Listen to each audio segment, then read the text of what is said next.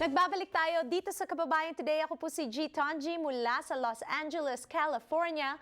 At kamakailan nagsa-celebrate tayo ng International Women's Day. Pero dito sa Kababayan Today, buong buwan po natin ipagdiriwang ang mga kababayan nating kababaihang Pilipina. So ngayon, kasama natin si Brandon Riley for No History, No Self about a Sakdalista na kailangan niyong kilalanin.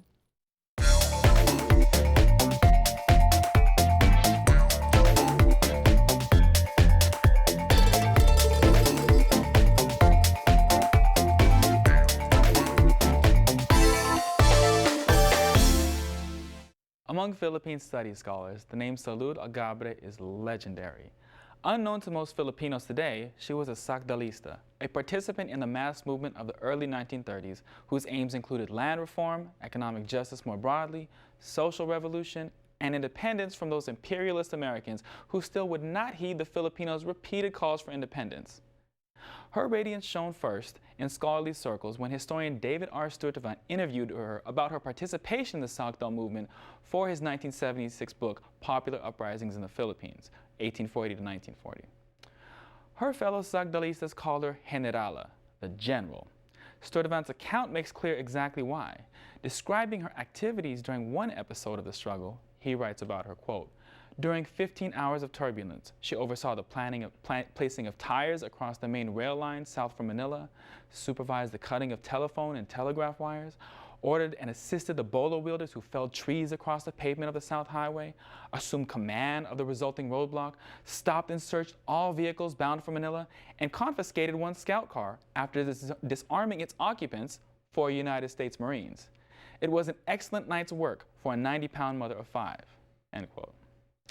Eager to get into the mind of the intrepid freedom fighter, Stuyvesant interviewed her in the 1960s about her years of living dangerously, then 30 years past. One of her responses has become axiomatic truth. It was when Stuyvesant, in trying to ascertain how the ever-lucid Agabre conceived of the movement after it had fizzled, when he posed an innocent question to the revolutionary, quote, "Where did you go after the uprising failed?" Agabre's answer was terse but telling. "No uprising fails," she said. "Each one is a step in the right direction." Perhaps no more empowering, hopeful statement about Filipino struggle has ever been uttered. The thing that always struck me about Agabre, reading about her, was her intellect. The few snippets of her voice that Stuyvesant preserved shine like gems amidst his austerely academic prose. I spent more than a decade in higher education myself, and yet I've never come close to saying anything as profound as she has. Agabre herself received some education, but nothing higher than the first year of high school.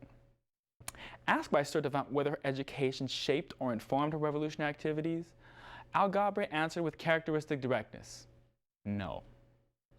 What she knew, seemingly naturally, could never be taught in schools. For these reasons, she exemplifies a certain genius, one that effervesces from the lips of ordinary Filipinos a million times a day, one that is unfortunately seldom heard.